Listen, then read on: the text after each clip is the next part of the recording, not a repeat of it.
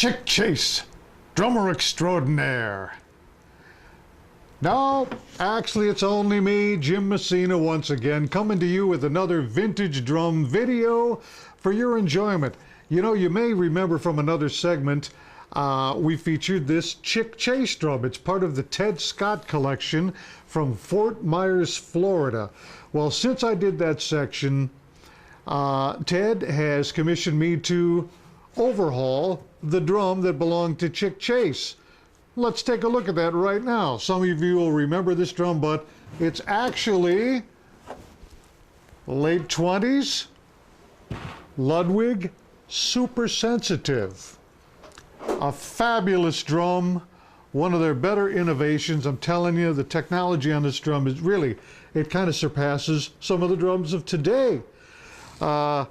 I've totally overhauled it now. It really looked bad when I got it. It kind of had seen some better days and was oxidizing and all that, but I think it came out beautifully. There wasn't too much wrong with it really, except for a couple of levers and the gates here. But I wanted to show you some of the aspects of the Super Sensitive. We didn't get a chance to look at that in the last video when I was at Ted's Drum Emporium there in Fort Myers, Florida. But let's take the top off and see what's so interesting about a Ludwig Super Sensitive. Now, in the last video, I told you that what makes this drum unique is that it has snares underneath the top head as well as the normal underneath the bottom head. It has what its predecessor had, the Super Ludwig. It has the bottom snare gates, and it has tunable snares, or you can actually adjust each snare individually. There are tiny screws here that take a slotted screwdriver, and it's just a wonderful invention. But let's take a look inside, and I'm going to show you pictures later, more detailed. But here are the top snares going across the top, and they are operated by this top lever right here. Now, what's interesting though is when you flip it this way and it goes by itself, the snares press up against the top of the head, they're engaged. It's totally the opposite of what a regular snare lever throw off feels like. When you push against it, that's when a small muffler will come up and muffle the snares as they drop away from the top head.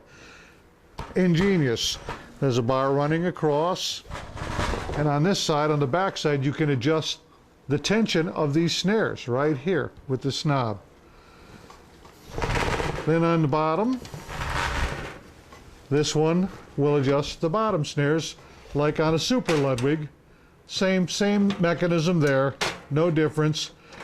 But the two together really do give it added sensitivity. Plus, this shell is a two-piece shell, and instead of having the bearing edge rolled over and hollow underneath, this is solid, very heavy, solid.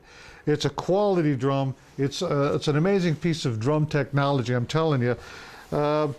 Tube lugs, 10 tube lugs. This is a 5x14.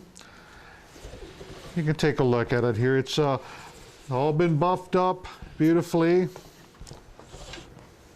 There's the bottom snare gates.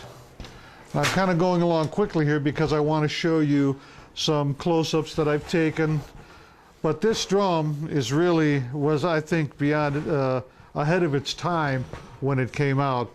And I'm really anxious to get this top head back on, and I want to mess around with this top here, these top snares. Because when I tried it out before, there was very much staccato. It had a very staccato, tight sound, and I just want to see exactly what you could do, because this drum was noted for being, you could play very pianissimo with this drum and still have all the clarity. Just a fantastic drum. So let's take a look at some of these close-ups of one of Ludwig's flagship drums, the Super Sensitive. I'll be right back.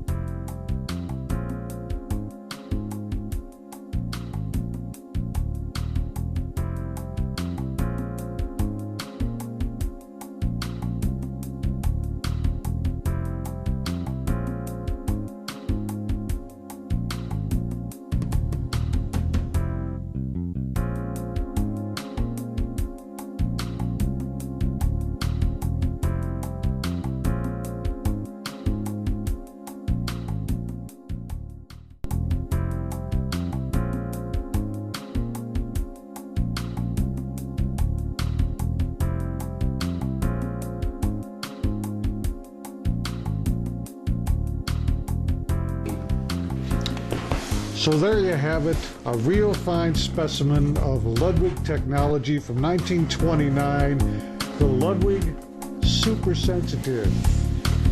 I'll see you again. Jim Messina saying goodbye, fellow vintage drum collectors.